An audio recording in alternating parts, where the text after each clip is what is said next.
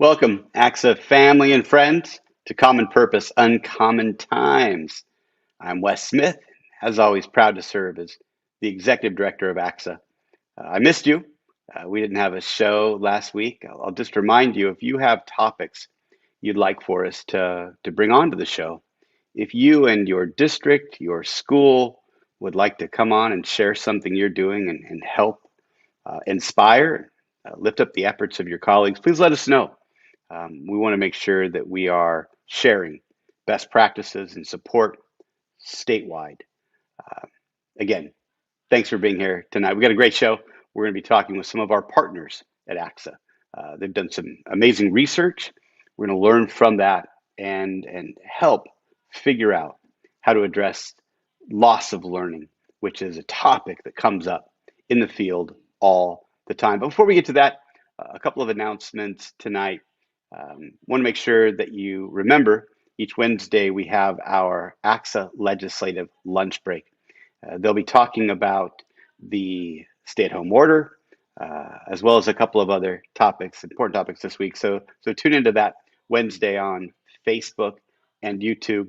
And this week on Thursday, our ACSA campus tour will have Gary Reller, who's a principal at Matthew Gage Middle School. That's in Riverside Unified School District.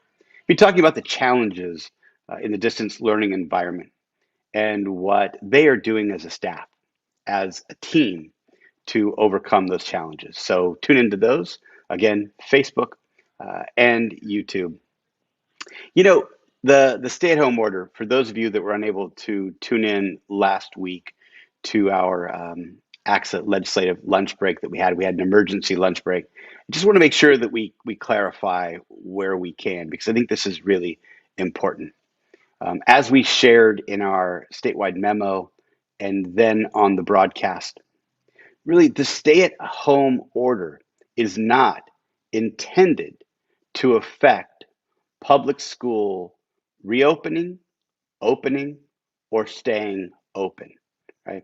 If you have any question as an LEA about remaining open, about opening, about implementing or effectuating your waiver, don't worry about the stay-at-home order. Worry about the blueprint, right? That is the document, that and the CDPH guidelines. Those in tandem drive your decisions. If you have a waiver, if you're bringing back small cohorts, if you are planning on opening because you are in the red or better, if you're already open, then don't worry about the stay at home. That is information for other sectors.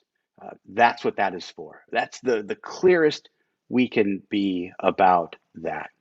Again, expect to see more on the ACSA lunch break, but just want to make sure that we clarified where we could, because it continues to be a question for a lot of you. Well, again, really, really excited today. We've got over 17,000 members with a myriad of needs and interests, and ACSA couldn't meet those needs. We couldn't effectively support you without the participation of amazing partners. As I've mentioned, we have a Partner for Purpose program. Recently, we've had new leadership take on that project. Alice Petrosian, who I'm sure is very unknown to all of you. I say that in jest because she's been very involved in ACSA as a member, as state president, and just a loyal supporter. And Margarita Quizon Armelino in member services, they are leading that work now. And tonight we have one of those folks who partners with us to support your needs and, most importantly, the students that you serve. So tonight's partners, it's NWEA, and with me tonight are Beth Tarasawa and Chris Minnich. So welcome to our Common Purpose broadcast. But before we dive in to the study and what you've learned, I think it's very, very interesting. Chris, help us understand who NWEA is and what do you do? Hey, Wes, thanks for having me on the program tonight. Appreciate it. And hello to everybody in in California this evening. We're a nationwide nonprofit organization, and we train teachers across the country about use of data. We also partner with school districts to give assessments in reading, math, and science. We also connect into curricular tools for those districts in some places. So we not only provide the data, but we also have connections into certain curricular programs in order to help students do better. We were founded 40 years ago as a nonprofit to use our research and our data to help school districts partner with each kid. And that's what we do on a regular basis. And I'm excited to be here tonight to talk about one of our most recent studies, which is around how students have been responding as they've been coming back to formal schooling in the fall, whether it be remote or in person. So thanks for having us on. No, thank you again, Chris. Really, really excited that you're here, excited to dive into your work. And I think something you said a minute ago is really important. I've been a career educator, and people assume that just because you're in education, you understand how to make sense of data. And it's just not true. It's a skill set. And so I appreciate NWEA and all the work you do to help folks not only produce data, but most importantly, really make sense of that data, turn the data into difference-making policies and practices for students. So thank you for that greatly. So check this out. My morning ritual is I get up and I have a cup of coffee and sit with my wife, and we learn what's going on in the country watching the Today Show. Now, I know everyone has their trusted outlet. That's fine for all of you that don't dig NBC or the Today Show, but I like Pop Start and some things like that. Always a big fan of Al Roker. So I'm watching it. All of a sudden, NWEA shows up. They're there, and they're talking about loss of learning research and what they've learned. And I'm like, oh my gosh, that's a partner of ours. We got to get them on Common Purpose. So this is the first time that I've ever had a chat with somebody that Hoda Kotb has had a chat with. So I'm feeling pretty good about myself tonight. I suspect our members will too. So that's what had us reach out. And so let's talk about the study. So Beth, tell us about your study, describe the study, and then overall, what did the study say about learning loss during the pandemic? Great, thanks, Wes. It's a pleasure to be here. So our study, and Chris has mentioned this non-for-profit status, and it means that we invest fiscally in different ways. We also reinvest our data to answer questions really of fundamental importance. And so that is really the kind of impetus of the research that we did here. And now with real data in hand, we have an idea of how kids have weathered COVID. And so we took a sample of that data, and typically in a given year, we assess about 1 in 4 kids across the country, about 12 million kids in the US. So we took a subsample of that this fall and examined that in more detail to understand essentially 2 research questions. So the first research question, we're trying to get an idea of how student performance this year compared to kids of similar grades last year. So we're looking at a cross-sectional analysis with one cohort of kids, or 3rd graders this year compared to 3rd graders last year. And we looked at both reading and math. And so here you can see in our graphics, we have on the left reading, on the right math. And so this is fall 19 compared to achievement this fall. You can see in reading across those grades, so in red is the fall 19 data, and the blue is the fall 20, that for the most part, reading was pretty comparable. Kids were performing on average about where they would perform in kind of a typical school year. In mathematics, that's not the case, right? So we're seeing some percentile drops here, and varies a bit by grade and across the time span, but we have fall of 19 and fall of 20, again in pink and blue for the fall of 20, and you'll see notable differences in mathematics. So across these grades, kids were between about 5 and 10 percentile points lower in math than we would see in a typical year. We also wanted to examine over time patterns. So this is what you might call longitudinal analysis. So our second research question examines how kids are performing at the closure. And so one of the advantages of MAP growth, as with many interim assessments, is that they're administered a few times a year. So in our case, fall, winter, and spring. So we can really isolate that COVID time, if you will. So we took a look at data, and most kids took this assessment in winter and in January and February. And then schools closed, for the most part, brick and mortar across the country in March. So we're examining really that time span of when kids were gone until when they arrived back in fall, whether that was remote, hybrid, or in person. And so on top, this top panel here is reading. And so you'll see for those of you that are kind of data savvy, I know I'm likely preaching to the choir, but let me unpack this just a bit more. You can see those distributions are almost on top of each other. And so again, pink is that fall, that time span of winter of last year to fall of the following year, and the blue is the current year. And so we're examining what is the overall growth that we're seeing in kids in reading and in math. And really consistently, it's the same story here. We're seeing kids, for the most part, really showing growth in both reading and in math overall, but that slide in math is happening a bit more dramatically. So reading tells the same story, that kids, for the most part, are weathering. Mathematics, we're seeing more of a decline. So that distribution shifts left. An important distinction here is that kids are growing, right? So we're seeing growth across almost all subjects and all grades on average for both math and reading, but that math is less than we would see in a typical year. And so what that means is kind of the story of continued gains in reading. Some unfinished learning is the way that we've been trying to characterize that in math, and that's notable. And then the third kind of takeaway that I really want to make sure that we're putting forward here is that we're also missing kids in our data set. And that, is not a footnote in our findings. We really put that as one of our top 3 takeaways. And so every year, we have kids kind of coming in and out of our national sample, and that hovers around 15%. This year, that was closer to 25%. So almost 1 in 4 kids were missing from our data. And so our, economists and other researchers really dug in there and did what we call an attrition analysis. And so we looked at who was missing from that data, and we were finding that those kids tended to be more likely African American, more likely to be Latinx or Hispanic, more likely to be from kids from high poverty schools, and also more likely to be lower achieving in the first place. And so that missingness is really important. It's systematic, it's not random, and they're more likely from our most underserved populations. And again, this echoes that what we've seen in economic sphere and public health, that likely education is similarly where we're missing data, or we're seeing this pandemic disproportionately impact those communities. So those are kind of our big 3 takeaways, if you will. We have some additional resources that we're happy to support. And then I'm happy to speak a little bit about some of those implications of the so what, which I know a lot of folks will be curious about. Yeah, let's make sure. We want to get into the so what. Our members, again, they certainly appreciate reliable data so that they can do something with it, right? That's the bit. How do we use this information to better inform the work that we're doing, better support the students and adults in our system?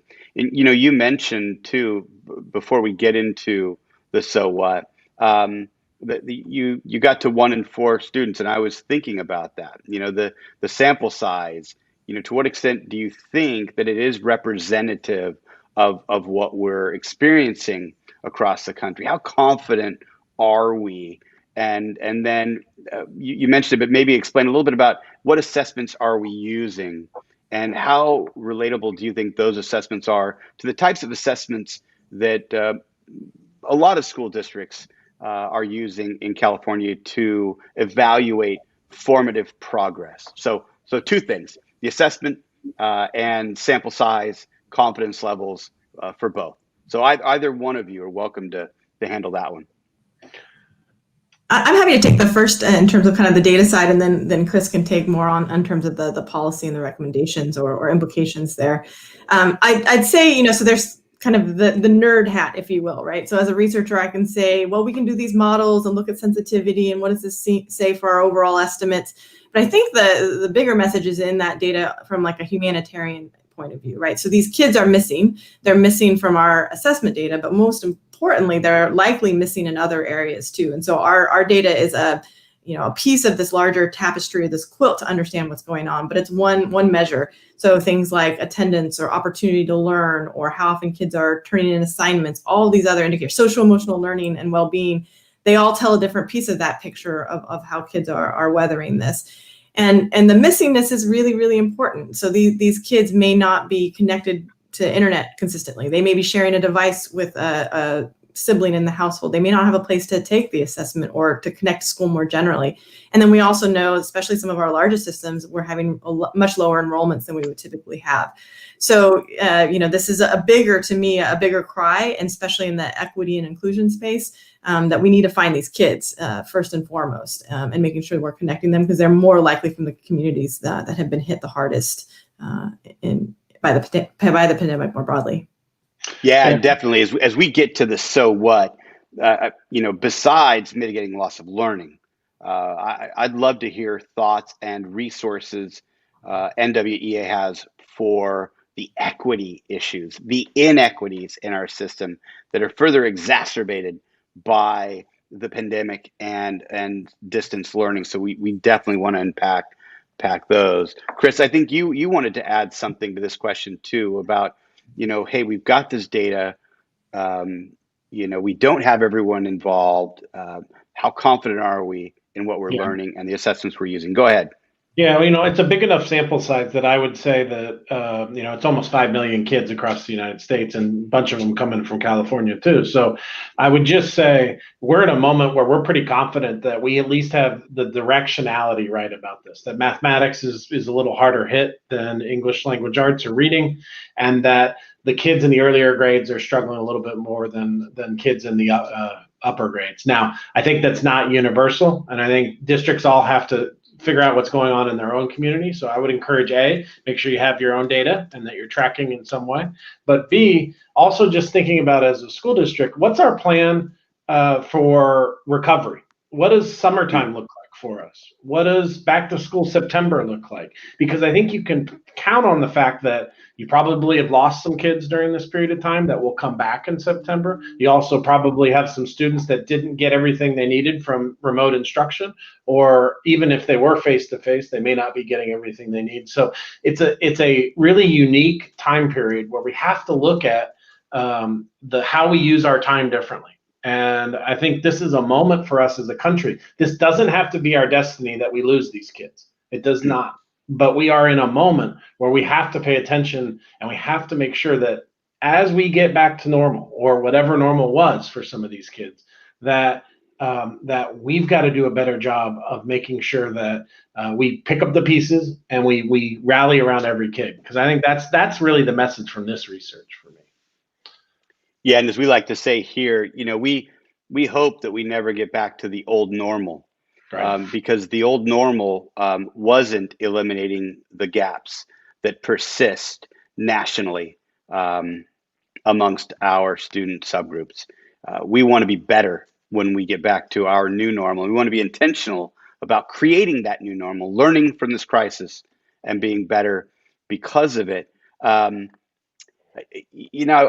I wanted to ask our members too, if there are questions you have, thoughts about how you can apply this, don't forget, put it in the chat. We'll pull those out. We'll throw up a photo of you, as we like to do if you ask a question. But we want to hear from you. Hear the questions you have about this. Back to, before we get to the so what, I was watching the broadcast, Beth, and I was like not surprised. I thought, well, that makes sense. Students are reading more, maybe because they're not going to school. Parents are doing distance learning. They're confused with how to do that, so they give them a book. But that's not teaching reading, right? And so am I oversimplifying it? Is there something else there when we see that distinction between reading and math and those gaps that are already there? And that this is a bit outside of my area of expertise in terms of pedagogical training, but I can tell you at least we've seen similar patterns in other types of closures. So you look at the summer learning loss patterns, you look at inclement weather, you look at things like teacher strikes or other types of closures that we have documented patterns. And this is somewhat predictable in that math seems to be more sensitive to continued instruction. And if you've been a teacher, it makes some intuitive sense that it's really sequential and you need to understand how to add and subtract before you divide and multiply. And so there's some critical dependencies in some ways that are mathematics. And also to your point, I think before in terms of the home and school kind of continuation, it's easier to have your kids read in many ways compared to a structured or formalized math intervention throughout the out of school time. And so, to your point, we're about to hit a winter break where summer break will be not too far along. And so how can we think about those creatively? And also, how can we equip, I think, family members and caregivers and parents really to feel empowered to be supporting some of that information and continue learning in mathematics? And I don't know if you're familiar, Andrew Ho is an economist out of Harvard. He's been calling this kind of mile one of a marathon, and I think that's a really good analogy.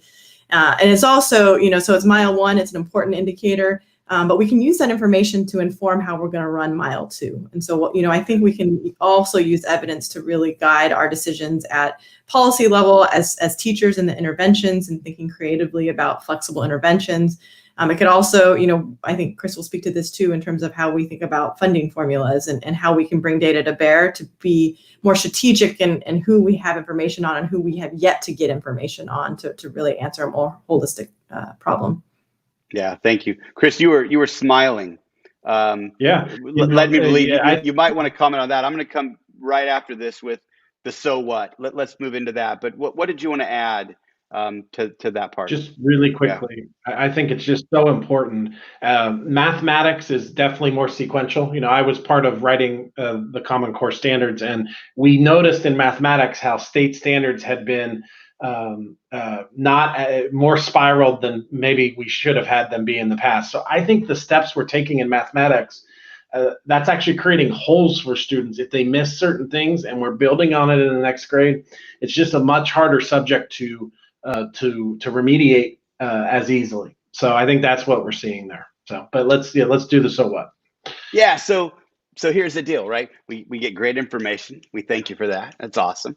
But if we don't do anything differently, if we don't do anything pedagogically, if we don't do anything in policy, state funding, length of the school year, summer interventions, then the data hasn't served us. And so what recommendations do you have? What ideas do you have? And then let's talk too about what are you seeing people do that's making a difference, right? What are those high performers doing? So Chris, to you first. Let's jump into the so what. Yeah, a couple of things that I think are really important is we are seeing that that whether or not you're in person or you're remote right now, there are ways to engage with students on a one-on-one basis that are really important. So whether it's focused tutoring, whether it's focused intervention, that's still important in a remote environment. And also, one of the reasons why getting back to school is so important is that intervention piece is a little bit easier for teachers to figure out. So I think helping us think about, look, we're in a moment where case counts are going up. It's probably not viable to return to school in some places right now. But I do think the important thing to note is that the more we can get the intervention stuff moving, especially in early grades in mathematics, that would be a big recommendation coming out of this study. And I think the second thing is we are noticing how many students are not in formal school. And if a state is setting its funding formula based on enrollments from the previous year, next year's funding formulas will struggle to cover the costs for school districts. And I'm not as familiar with California's funding formula, as it's one of the most complicated in the country, but I do think it's something to attend to, that many states are looking at whether we just skip this year in terms of enrollment, because we think next year will be much more of a normal enrollment year. So those are two policy implications that I think are really important out of the study. Yeah, so appreciate that. The focus on interventions, intervening sooner rather than later, and how we do that. We do that, either in an in-person, a hybrid, or a remote or distance learning environment. I appreciate you saying that. We have members who, because of their variables, because of their resources, their data, their political situations, are doing it differently. I had a superintendent call me the other day and say that he appreciated that ACSA encourages folks and helps folks see how they can bring students back in person when it's safe to do so. But in his district, they've got robust distance learning. He thinks he's getting more instructional and intervention time with students than some other folks around him in a hybrid model. So they do it differently.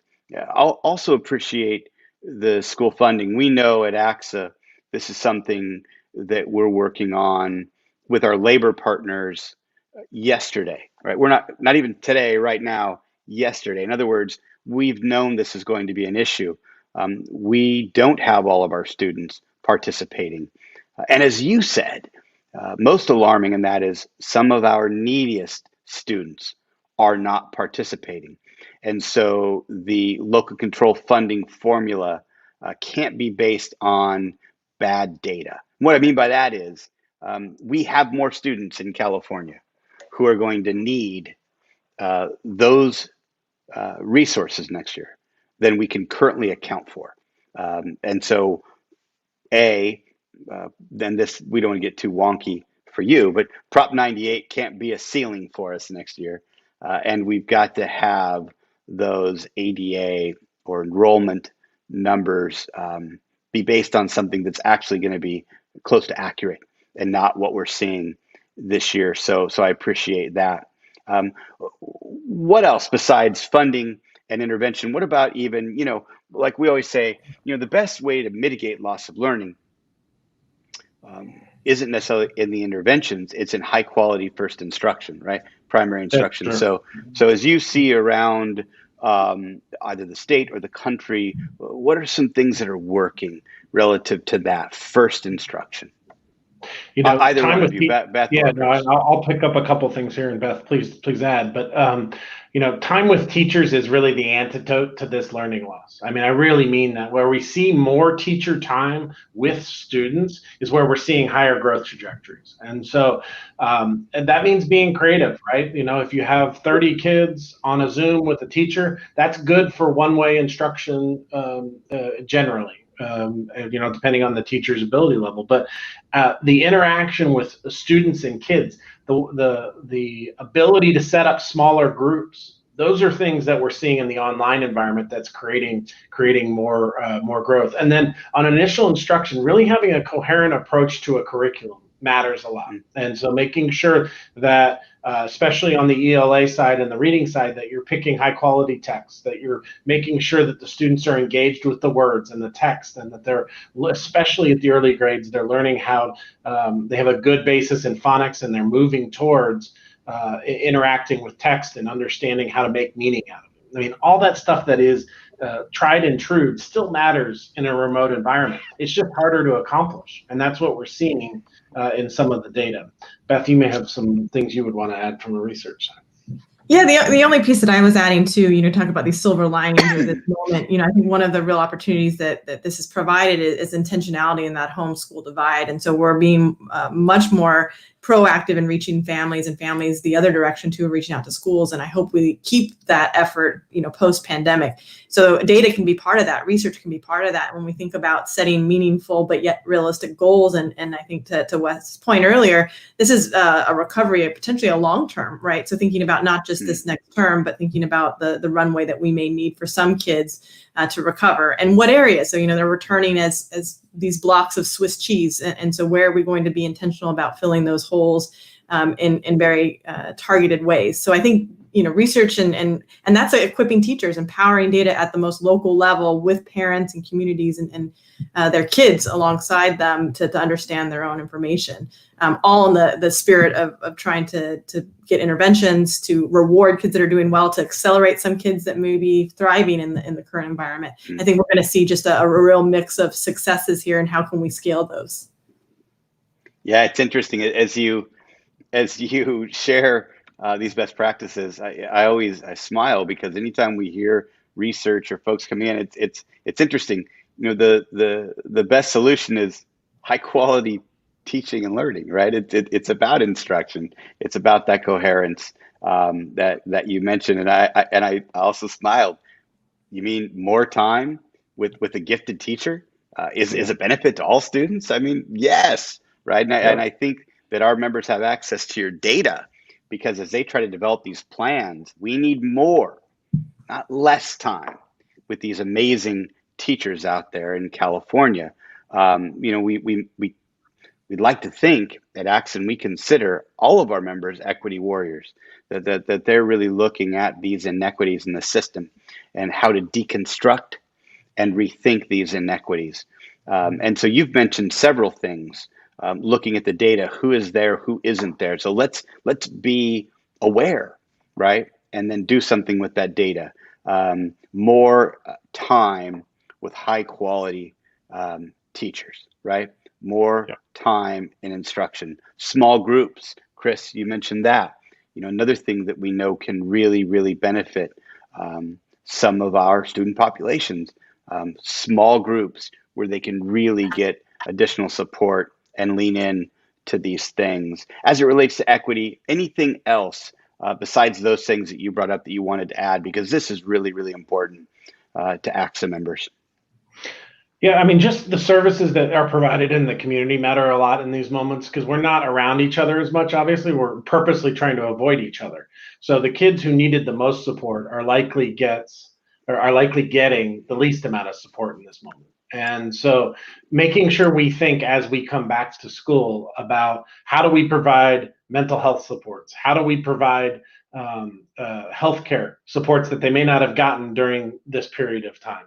For some students, school is the safest place for them. And how do we make sure we're wrapping our arms around them metaphorically, but also welcoming them back into our community? These are all things that I think educators think about inherently, and your members probably are already thinking about. And so I would just encourage you to think about, it's not just academics. Now, we're reporting out on the academics today, and they're very important, but it's also about taking care of our kids. And absolutely, that's what we got to do going forward. No, absolutely. And we focus on that on this show, the whole child, social emotional support, social emotional learning. It's so very, very important. And you make another great point. This pandemic, the impact of it doesn't end when we get back to in-person, across the board learning. It's going to be with us for years. And I know that our members are out there building in supports, thinking about that because they get it. Listen, we always end with hope, inspiring thoughts, opinions, etc. I'll tell you one thing that gives me hope when I look at that data, and that is the growth data. Here in California, we looked at status for far too long.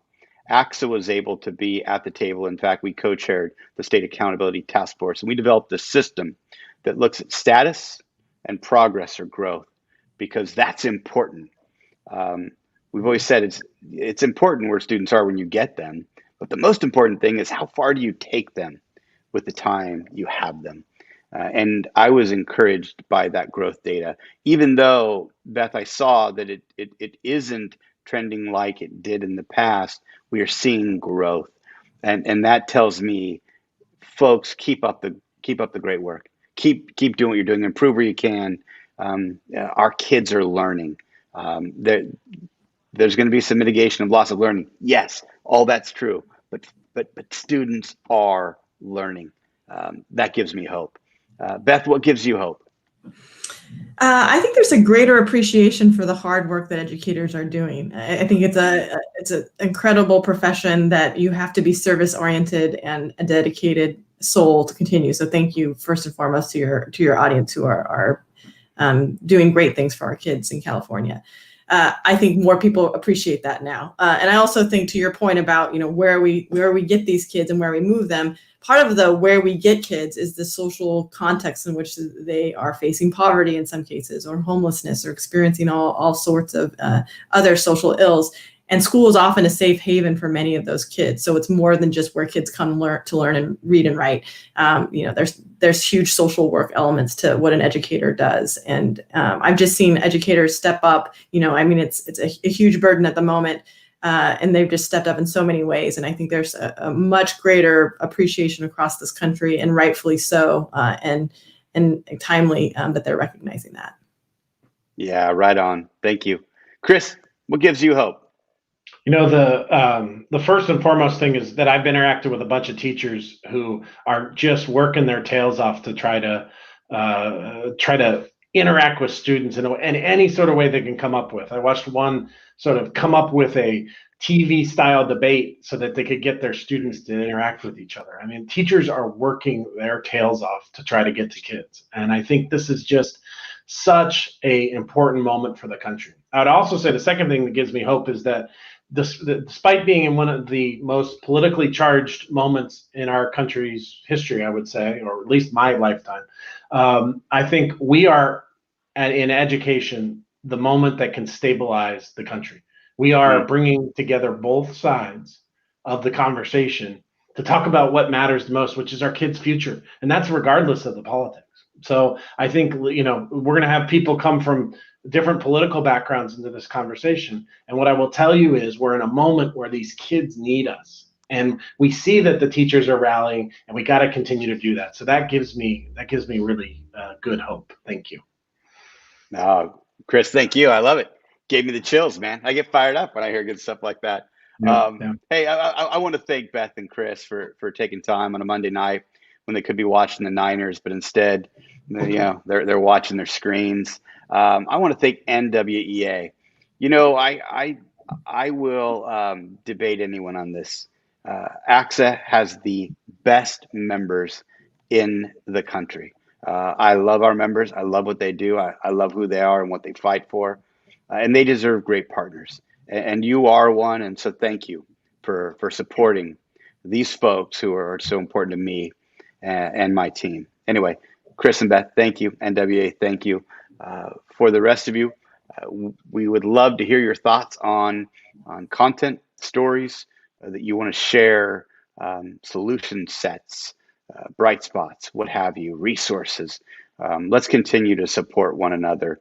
We started this thing 8 months ago thinking we might do it for a week. We've been doing this in other activities now for more than 8 months because it's making a difference. Let's continue to make a difference. We'll see you soon, hopefully next week.